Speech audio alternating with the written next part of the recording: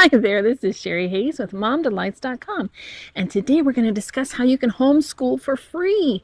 That's right, so stay tuned. So this is Sherry Hayes, as I said, and I'm the mom of 15 and I've been homeschooling for over 3 decades. So when I say that I can teach you how to homeschool for free, it was a necessity. I had to learn to homeschool for cheap or free because I had so many children to teach and so little money. And I think a lot of us are feeling that pinch these days, but you don't have to have a lot of money to homeschool, and I can show you how I have gone about it all these years. Now, I wrote this guide, and it's for free on my website, momdelights.com, by going to the freebie section, and you will find it for downloaded printing. And I'm going to read a few paragraphs from here, kind of to set the stage, because when you start to homeschool, before you order your materials and make your plan, you also need to have an understanding of where you are and where you're going. And a lot of us, we were just public schooled and we have not any idea. Yeah, I know what that feels like. So I've tried to summarize the things that I have learned over these years, and I tried to give them in a nutshell. I love to put things in a nutshell. I love to make them as simple and succinct as I can because I often don't have the time to read a lot of stuff. I don't know about you. All right. So your main mission as a homeschooling mom, okay? Since the 1830s, American education has been hijacked by social engineers. In the 1920s, it was made slave to progressive humanism. The results are obvious. Children who have been set adrift in a sea of despair without a paddle or a compass. When you homeschool, your mission is to give your children a compass, a sextant, and a sail, and set them in a sea of possibilities in Christ. Okay, so number 1, move away from the Greek model of child as consumer of information. The Greeks attempted to think their way to God, so knowledge of the physical world and philosophies of the same took up the sum total of classical education. The Apostle Paul said, "In him we live and move and have our being." When we begin with God, our thoughts become ordered and our education has a more profound effect on our lives. This means foremost relationship, first with God and with each other, teacher to pupil.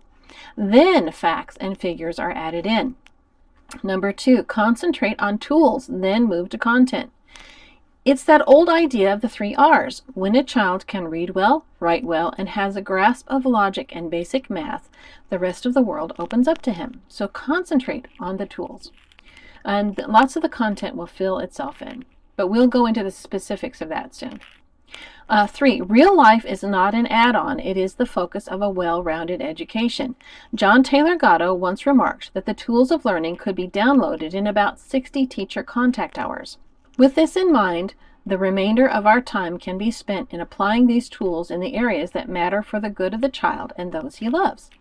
While all academic areas are important, they do not exclude dealing with family businesses, babies, household chores, and the like. Okay, so basically we need to first concentrate on getting our philosophy down. And it doesn't have to be a huge dissertation. So what I put here is basically give your child the tools, then you can add content, and then you go to maturity, right? So what I've done with this guide that you can get is that I've given more detailed information on areas of concentration and different things like that. And then I get into specifics, and I have book lists of all kinds of publishers and sources. And I have this arranged according to different levels. I didn't do ages and I didn't do grades. It's according to level 1, level 2, level 3, like that. And I hope that this gives you lots of food for thought. And this isn't like an exhaustive list. You are going to be able to go in and you're going to be able to find your own authors. See, I go to level 4. And your own interesting books that are more, these are like free books, most of them, or you can get them really cheap. You can get them secondhand, and that's kind of what that is. Okay, then I have study themes to help in planning, and this will help you in your planning. Reference works continued. I have math, reading, grammar. I have supplies here, and so the guide goes over supplies and etc. And now with that, I'd like to go over some other freebies you can find on my website, momdelights.com. And here is one of them. Now I have a few of these homeschool scheduling examples kind of things on there.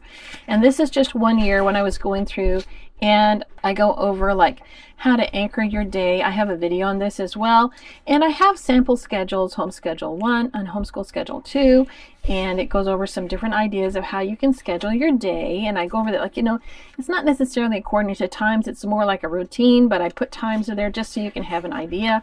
And then I have this timesheet where you can do a general idea for your day, but times they change when you have little babies and errands and emergencies and all that kind of stuff, right? So just keep that in mind. But anyway, I have 2 of these, I think, in my freebie section. You can print out and just get some ideas. Here is an assignment sheet that I created. I have 2 of these, I think maybe more. I have at least 2 of these for free. And for this one, it says for a student, it could be 2 students. This could be my assignment sheet so I can keep track of what they do. I can also have this for their assignment sheet. So what I've done is I have a place for the name and the week of whatever week we're doing. And then I can list the subjects, Bible, math, reading, science, whatever it is, whatever we're doing. And then for each day, then I can put in what they are supposed to be doing for each day of that week. I can make this like what we do each week, or I can make it specific and just do one for each week that they're learning. It just depends on how you set things up. In this particular one, I was using this when I was kind of switching it up sometimes. So that's why I would print a number of these out and I would have them for my children. So that's just one, and I have another couple I think on there. Those are free too.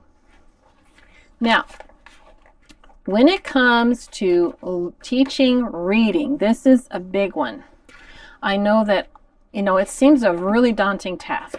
Well, I have had all types of readers, right? I've had kids that really struggled and those that taught themselves how to read. I've run the gamut. I have a book by a lady by the name of Ethel Bolden, and it's a reprint from a book she wrote in the 60s because she was concerned that children weren't learning to read. So she shared how she kind of volunteered to teach at a Christian elementary school. And she took these little kids and she kind of had a free rein, right? So she just developed her own method of teaching these little children how to read. And she has all the different lists and things in here of how to go about it. And I used this with a child who was really struggling, and I thought, wow, this really works. So I wanted to share it. Now, these are the actual cards that I made for her when I was teaching her how to do this method. And I actually just took index cards and I wrote out these different things, and we would go over these, and I used different games that I would play with her, some that Ethel Bolden suggested, some I did for myself, and we would play these games over and over. And we just had a great time with this. Can you see this one? These are the ones that were really used. These are the vowel sounds, the short and long vowel sounds. We played with these over and over again. And these are the different sh, th, and ch. Did these over and over again. We played with these a lot too. So I just kept going over and over with these. And eventually I thought, wow, this has worked so well. And so why wouldn't I want to share it? So I made it into a curriculum, and I have it for free on my blog, and it's called To the Top, Climb the Mountain of Reading. And in this free resource, I have gone through and I've made an introduction and explained things, how it came to be, right? And I also make some suggestions before you teach reading, what you should be doing. And I try to get across this idea of over familiarity. So you notice that when you're watching a YouTube video and you see a commercial over and over again, sometimes when you're washing the dishes, that little ditty will come into your mind and you will be able to remember what they wanted you to know from the song. So if we do that with reading, we just teach them these things, these little these little snippets of reading over and over and over and over again, eventually they just become part of who they are. And when they go to read, it's easier and easier.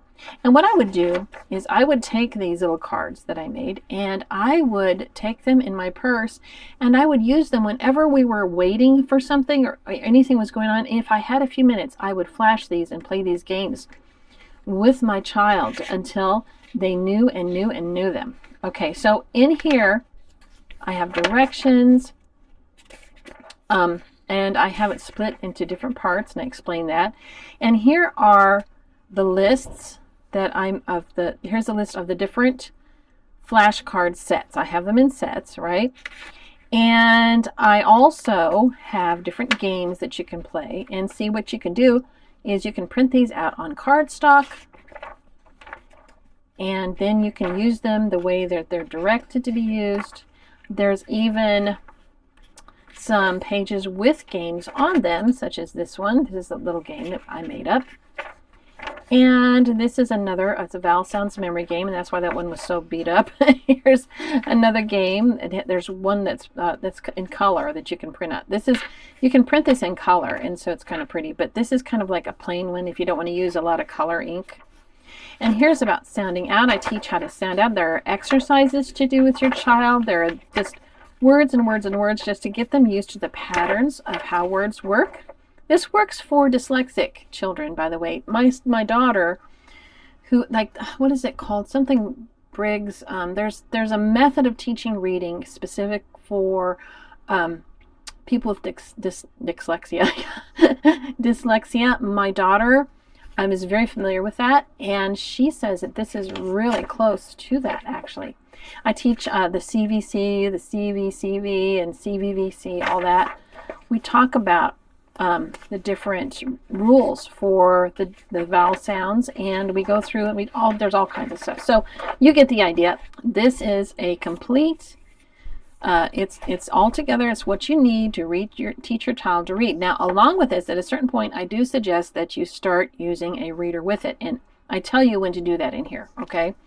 Now, for that, I really prefer that this McGuffey's Pictorial Eclectic Primer be used, and I've talked about that a number of times. However, many people who live overseas can't get this very easily, and so what I decided to do is to create this Happy Times Reading little reader, and the lessons, I got this from another old reader that I found that was in the public domain, and I just kind of decorated it up with all kinds of different free graphics I found on clip art, etc. And I just kind of reformatted it so that it has many, many lessons. Like this on this page, there's like 3 lessons at least, maybe more, if you go over them a couple of times. So this begins at the beginning, and it runs through until they're reading pretty decently, I would say. And so then after that, there are other things that you can do, and I want to share one of those with you that is also free. Now remember, this is free download in my freebies section on my website. Okay, so let me share another resource that you can use. This is Harriet Taylor Treadwell and Margaret Free wrote this series of books for reading. This is the primer, and I spelled that wrong, by the way. Anyway, all right, the Little Red Hen is one of the stories in here, and you can see this is well loved. It's been colored in, right? So it tells the story of the Little Red Hen, but in very simple language. And this series of readers, which you can find for free on Google Books, this series of readers uses the actual stories, like this is just famous folk tales for little children. Like there was a little old woman and the gingerbread man and stuff like that. And so it's a fun way for a child, and you should be reading these old stories to your children already. And as you read them to your children, they become familiar, and then you take these readers, and then as they become more familiar with this book, and maybe they're a little antsy, maybe they want to read something real, these stories are real stories, and this is a series, so there's a number of books after this one, and they increase in difficulty. All right, so that's something you can do. This is for free, and I'll try to have the place where you can get these. You can get this on Gutenberg maybe, or I know you can get it on Google Books. I'll try to find that for you. Okay, so there's some resources. Okay, and as they're doing this, and if they get a little older, this is something for free on my freebies page as well. This is an easy program for struggling handwriters from McGuffey's Reader. Okay, and the McGuffey's Reader, I think, is the second reader of the newer ones. Anyway, what I did was I took the script alphabet that they give, and I put this into a form where you could practice. Now this is script, I know, but back in that time, believe it or not, they expected children of 8 or 9 years old to be able to write in cursive. That's the first thing they were taught, and not second. We teach manuscript first, and we may never get to script writing, but back then this is what they taught first. And this is something, I don't know if you feel that courageous, you could do that. But this is the script writing, and I put it together. This is totally free. You can download, and like they just take this and they just practice it. It's very, very gentle, very, very neat. It's so easy to do. And then they get into sentences, and now we're doing scriptures. So I did some scriptures here, and it just continues on, and then there you go. That is the whole thing. All right, and it's free. Another resource that is free, but you can also get this on Amazon. It's my Splendid Spelling, and I formulated this. You can get it just this nice and just this colorful for free on my blog. Just look in the freebies section, and it is a beginning spelling book, and it just goes over some basic rules in kind of a fun way. I try to make it as fun as possible. And if you wanted to order it in print, I try to make it really reasonable as well. It is in color. That makes it a little more expensive for such a thin book, but I kind of like it in color. I think sometimes it's fun to have a colorful book for kids to do. And it only takes a few minutes a day, and they just learn some basic rules. It's not exhaustive. There's still other rules that I didn't include, but it just gets them started thinking about spelling in that way. So that's a free thing you can get too. So as well as those things, if you're interested in teaching grammar to your children. Now, when a child is first starting out, the reason that I put these books together is because I had little girls that I wanted them to write notebooking pages, and I wanted them to use complete sentences, and they did not know what a complete sentence was. Right? And so I thought, well, how am I going to teach them? And then I discovered C.C. Long's New Language Exercises for Primary Schools through Homeschool, and I re-engineered it, and I refurbished it, and I put it in a workbook form. So this teaches children basic language without ever using the words noun or verb or adjective or adverb. Except I think the highest one begins to use those, but it teaches them just how to write basic sentences. And each lesson is like 10 minutes, maybe max, to do. It's not really hard, and it's very gradual, and it really is what it says. It's very gentle. So this is gentle grammar. Now, I have these for free download in my freebie section, or you can go to Amazon.com and you can order these already printed. That will save you a little bit of time if you have the money. If you don't, I still have these for free on my website. Okay, so now I would like to go over some other free materials that I offer. This is another one of them, and I have a few of these packs. This is a notebooking page pack that you can use to whatever you're studying. It doesn't really matter what you're studying. You can use these pages. On this one, you can paste a picture of something visual. You can put a title here, and then you can write about it. A child could say, this is what I know about, skiing. Okay, so draw a picture of somebody skiing and write it here. Or you could say, this is what I know about Moses, or whatever you want. And this is what I know about, and this could be any subject, and you could put it in. This is like the main idea, and here's some different facts about it. You can do lots of pictures here, different titles. This could be about learning about a state. Like this is what I know about, let's see, Alaska. and then they could circle it or color the state shape, and then they could put facts about Alaska right there. And here's, let's say, I think I have one that's primary lined, see, so for a younger child, and then this is for a little older child. Then this is about the different European countries doing the same thing. It's like for history or whatever. And this is what I know about this, and these are more primary lines, and this is the ones that, this is life facts. So this is a portrait of a person, a figure in history, and this is life facts about that person, a quote from that person, something visual from that person, some notes, what have you. So that's something you could do. This is what I know about. Ta-da! It could be the same person. Maybe this is a continuation of this page, only you're writing more and you're like drawing something more. Maybe there's a chart or a graph you want to put in there. Here's something that you could use, like if you're studying the exploration of the Americas, you could use this one, whatever you need for your child. This is a storyboard one that you can use for, telling a story, right? Here's another one that has more places for writing. Here's another one that has still more places for writing. Here's one that's split up into different ones that you can use. My daughter, she used to like to fill these in. These have wider lines, there's more narrow lines here, and etc. So this is a place for an essay. So there's even more, and so this is for free, and you can use this with your child, and I'll show you some ways you can use it with other free materials that you can find on the internet. So while we're at it, I was showing those other things to you. I would like to show you the possibilities for math. Okay, so this is, you can get Ray's Arithmetics for free online, but these are Hamilton's and they're kind of unique. I kind of like them. They have all the different levels.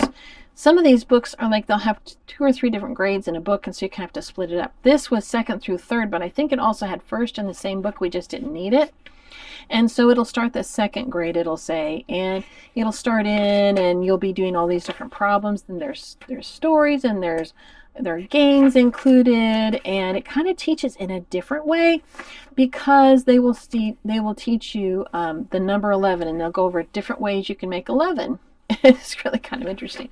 And that includes addition, subtraction, multiplication, all those kinds of things. And then they'll have the number 12, and they'll do that, and they'll do fractions, and they'll do everything. They'll just be exhaustive about each number. Like here's a dozen. So 12 things equals a dozen, and they go over that. And you just kind of read it with your child and work out the problems on the board, and like a wipe-off board or a chalkboard, and just kind of go over it. And it doesn't really have that many exercises, but it will, like, add rapidly. Okay, so they have to add these, and it'll have little things here and there. It's a real gentle, sweet way of teaching math, and that's just one. I mean, there are loads and loads of these on Google Books, and Google Books is a great place to find old arithmetics, and they are really a lot of fun to explore. So that's something you could look into. I also wanted to show you that I bound these myself. Okay, so they really act like a real book, right? And I do have some information as to how I did this. I don't want to explain it right now because I'll take too much of our time. But basically, I used my printer, and I did it in a PDF, and I used the booklet function, and I just did booklets of 4 physical pages a piece, which means 16 of their pages. And I stapled, I got a long arm stapler, and I stapled them together. Then I glued them together. Then I took a filed folder, and where the foldy lines are in a file folder, then what I did is I just glued that onto this, and I covered it with some contact paper, put some pretty pictures and a spine on it, and da-da. Of course, this one I did upside down on this spine, but you don't care, right? Okay. So anyway, so I did these 3, and I made them all beautiful and pretty and all that kind of stuff. Anyway, on to some more free stuff. As for literature, okay, so this right here is a book called Esther Reed. It's by Isabella Alden. And what I did was I took, this is a Gutenberg project file, and I formatted it. And I formatted it so that it would be in Pages in Word, as a Word document. And so it worked out really nicely. See how nicely that printed? You have to go in and kind of do a little bit of reconnoitering, right? Like you might have to like between the chapters, have a little space there. But anyway, I read this to my girls and it went really well. And then I took and I made covers and I laminated them and I comb bound it together. So that's another method you can do with books. Here is Pollyanna that I also did using a Project Gutenberg file. And then I did the same thing with that. This is, I have a number of copies of the same play. This is The Comedy of Errors by William Shakespeare,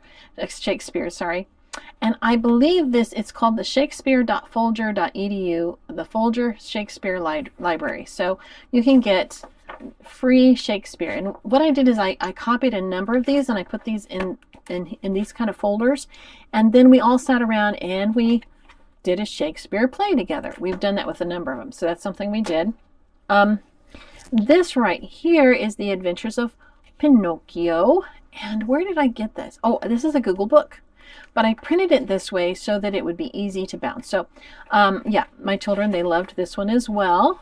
This is, you can read this very easily. It's kind of in a weird way, but it's kind of fun way. So this is one way you can do it. Then what I did was after I had printed it out, I just did some cardstock on here. I used a page protector, I think it was, and I put it on top of that. And then I took, and if you can see here, I used some dental floss. I did a three-hole punch here, and then I used dental floss, and I bound it together. Then I used tape, and I just taped it. So that's one way to do it too. This right here, now, another resource is heritagehistory.com.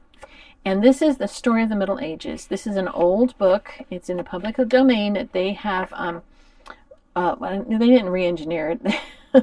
They reformatted it. That's what they did. They reformatted this book. And so we read parts of this when we were into our Middle Ages study. And it has, and these illustrations are in color, but I didn't want to waste my color ink on it, so I just did it black and white. But anyway, so this is just one that I did, and the method I used for this one is I did the same thing with the dental floss, if you can see that. So that's a really good way to do that. This is The Story of Liberty by Charles Coffin. This right here is a really good book to use as a spine for studying American history. It's really amazing, and my children loved this book. I have an actual regular printed copy, but I got this from Heritage History, and it's an amazing book to read to your children. It'll help you make sense of things. And it's a lot of fun. He's written it in a way that children understand it and they appreciate it. Okay, this right here, now I have stacks of these books. This is When Knights Were Bold, and this is from Heritage History as well. And it's just another one of those things. I have stacks of these books that I got from Heritage History. If you print out their PDFs, they are all like this. Now you can either bind it on this side or you can bind it at top and flip it like that. I thought this was more natural to do it this way, but you can do it either way. And so Heritage History is just this amazing website, and I want to show you some other things that I got from them. So in Heritage History, what you find is a whole bunch of resources. They have everything from maps to, this is a summary, an era summary. If this is the Kingdom of Rome, 753 to 510 BC, and this is the era summary, okay? So they have all this information, a basic summary. Then they have the characters for the Kingdom of Rome, Aeneas, Rhea Silvia, Numitor, Romulus, Remus, Tarpeia, and they have all these different people, and they explain who they are. The kings of Rome, war against Tarquini. Is that, yeah, Tarquini. And this is a timeline of the Kingdom of Rome, all the different major things that happened. This is recommended reading within the books that they have on their website. These are the recommended books that children can read. And this is the early Republic. So, you know, Rome goes through this whole thing. They have this for ancient Greece, and they have it for American history and all kinds of stuff. I mean, there's all kinds of stuff. The Persian War, look at this. There's just so much fun stuff on there. They have, like I said, they have the maps. They have all kinds of stuff on there that you can take advantage of. And it's all free, and you just have to download it. And like I said, you can print it out and do what I've done, you know, just make your own books. Another free resource that I found has been Internet Archive. So these are already printed that I purchased secondhand. These are the Christian Liberty Nature Readers. These books exist on Internet Archive for free. So I will try to link the blog post that I wrote that includes these free links so that you can take advantage. These right here are for science. These are all science resources, by the way. But these books are so fun for kids. This is book 3. Okay, well, book 1 starts so simply. So when you have a beginning reader and they need something to keep them interested, look at how simply they're written. So the script isn't too much, for a child to feel like they can be successful reading it.